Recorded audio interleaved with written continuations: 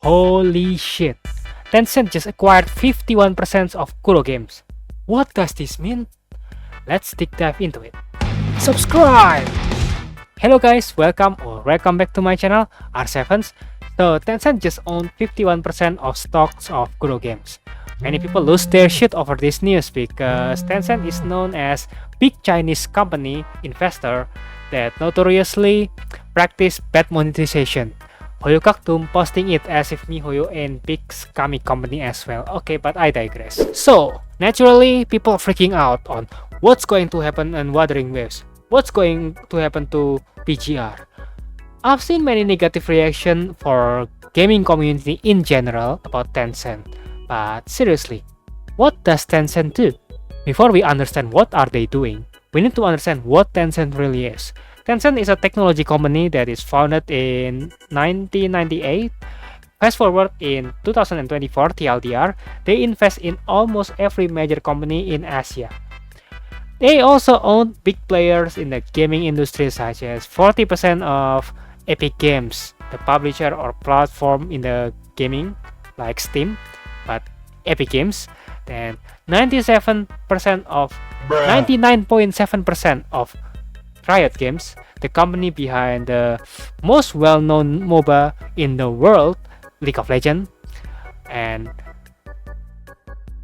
what is it called? Valorant, and 81.4% of Supercell, a game company behind the classic Clash of Clans, and 10% of Ubisoft, a game company behind massive franchise of Assassin's Creed, guys, and many more. The net worth of this company, Tencent, is over 475 billion US dollar. 475 billion US dollar. To put it in the perspective, the miHoYo, the giant company behind Genshiниmpact, honkaistarrail, zanelesszonezero, their worth are 23 billion US dollar. Okay? That is crazy. That's like 20 times and more. So, what does this mean for Kurogames? Actually, there can be positive and negative. However, I almost certain that the negative wouldn't happen. Let me explain. First, Kuro owned 48% of its own company for way longer before this event, okay? But before this acquisition, Tencent only owned like 13% of Kurogames, and the rest 39% owned by something called Hero Entertainment, another gaming investor company in China. I don't know whether Hero sold it to Tencent or Tencent bought it from Hero. With that being said, here Hominarusio has clear explanation on how much a stake in a company have an effect on the company flow. Let's check it out. Okay, so here it is.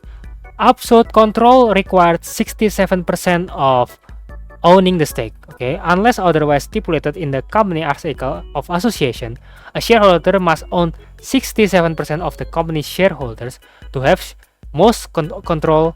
Therefore, we refer as 67% as absolute control, okay? Relative control for 51%.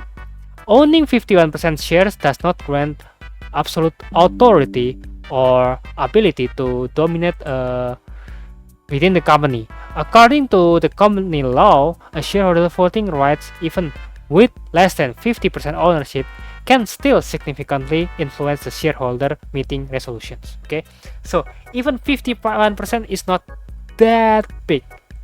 It's influential, but not that big. Okay, then there's 34%, which is Hero, around 34%, Hero Entertainment. If a shareholder cannot reach 51% shareholding, they should aim for at least 34, as this proportion grants the shareholder veto power. Okay, so with that being said, Tencent legally cannot tell what Kurogames should do. Okay, they can affect and influence on what's going to happen in Kurogames, but they cannot legally tell what Kurogames need to do. So think about it like this. Your mother can advise you on what should you do. However, in the end of the day, you do what you think is right. Of course, your mother wants the best for you, but in the end of the day, you still do you. That is a dumbed down analogy for it. As it is written, they have significant role in deciding what's the company future. However, they have no absolute control over it. Let's take Ubisoft as an example. Ubisoft is a company that behind Assassin's Creed franchise, okay? The very famous franchise in the gaming industry. The company's stock price dived from 85 euro in 2021 to today it became 11 euro. Okay? That is crazy. That is down by whopping 78%. What does Tencent do about this situation? They offer to buy the Ubisoft entirely and turn it into a private company and took over it in a sense. Like, you need to do astronomically bad in order for Tencent to make a move. I mean, take a look at this as something that I wrote in Wuthering Waves post community on X. Ubisoft doing bad is not one-off mistake. It collectively bad decision after bad decision after bad business practice that has been done for years and years and years, such as hiring people based on skin color and sexual orientation instead of merit. Not hiring people based on merits caused the gaming in production stagnant and prolonged way too long and rendered its production cost to surge to the sky. Recently, one of the producers of Ubisoft future game Assassin's Creed Shadow admit that over half of the staff work in the big game in the franchise, are new recruits and amateur. So, I personally think you don't need to worry about Tencent acquisition. They know what are they investing to, and as I said, as long as Kuro do not keep making mistake after mistake after mistake after mistake that send the company down to the ground, it's okay. Nothing is going to happen. Let's take a look at Riot Games, the company behind Valorant and League of Legends. Tencent practically owns 100% of Riot Games. And say whatever you like about League of Legends. Some people like it, some people don't like it. Due to skill-based matchmaking, the MOBA usually practice that, so it prevents you from entering certain rank and you cannot win and get good teammate. Skill issue. But there is no denying that League of Legends probably second, if not most successful MOBA in the entire planet. Probably behind Honor of King, which is owned by Timmy Studio, which is also owned by Tencent. Holy shit. No wonder they are that rich. Anyway, what I can see Tencent do in the future is they will oversee Kuro's monetization system and they'll probably advise Wuthering Waves or PGR to pump some products to boost some selling.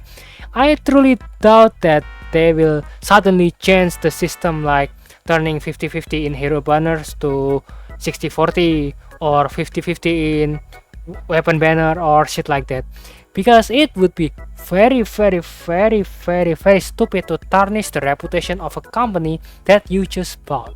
What I think going to happen is, first, Wuthering Waves pumping more skins in the future, more paid skins in the future.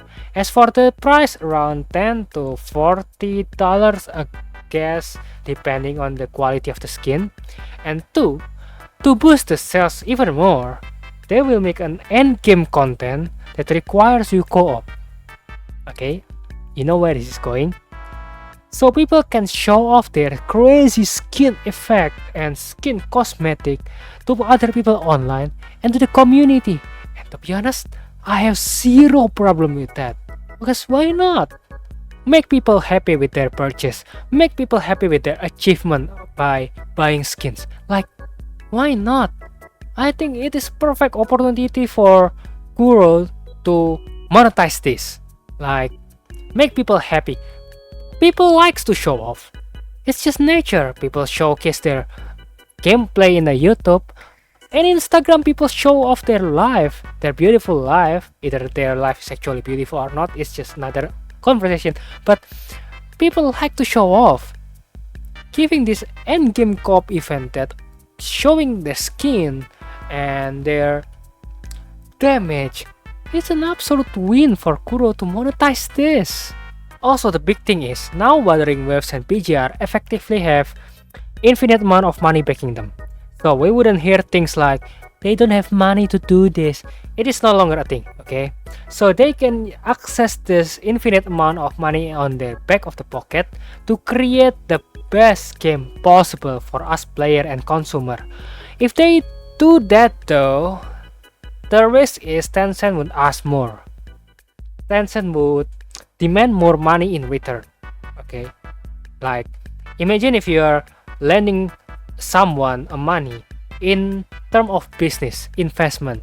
Of course, you want more in return, right? I guess this is the same in this case. But I personally doubt that Wuthering Waves or PGR will go that way. They promise that they will still go independent and do whatever they like. I also heard the murmur that Tencent actually helped Wuthering Waves in terms of mobile optimization, because Tencent has the resource of heavy hitter in the gaming industry such as Arena of Valor, Honor of Kings, Call of Duty Mobile, League of Legends, etc, etc. So what do I think about it? I personally think if a Tencent, the investment company that big, interested in kurogames and seeing its future, I think this is absolutely massive. If Ubisoft in dying state before Tencent owned 10% of it, they would not be anywhere near Ubisoft, okay? Tencent saw the potential of kurogames and proceed to want it more. Tencent also would very much happy to help kurogames in marketing in Chinese, or probably this is just my tinfoil hat. Maybe the sudden boost of wuwa ads around the social media like around Camellia release is caused by Tencent? Probably. Like, I get it, the news just out few days ago, but this acquisition is not just one day thing, right? It requires sometimes probably weeks, probably a month or so. So I personally think that Camellia's ads around the banner release is caused by Tencent. Okay, this is huge. Alright guys, I think that's it for today's video. What do you guys think about kurogames and Tencent? Let me know your thoughts in the comment section down below. I personally think that it is a good thing that kurogames is being seen by big company like Tencent, and Tencent willing to invest to kurogames. That means they see something in kurogames. So they also promise that they will still become an independent company and work with their own principle. So I personally see nothing bad about it as for now, but let's see in the future, right? Don't forget to like, subscribe, click the bell, ding ding, so you won't miss my next video when it's uploaded. Thank you so much for watching, and I will see you in the next video. Goodbye and see you soon. Peace.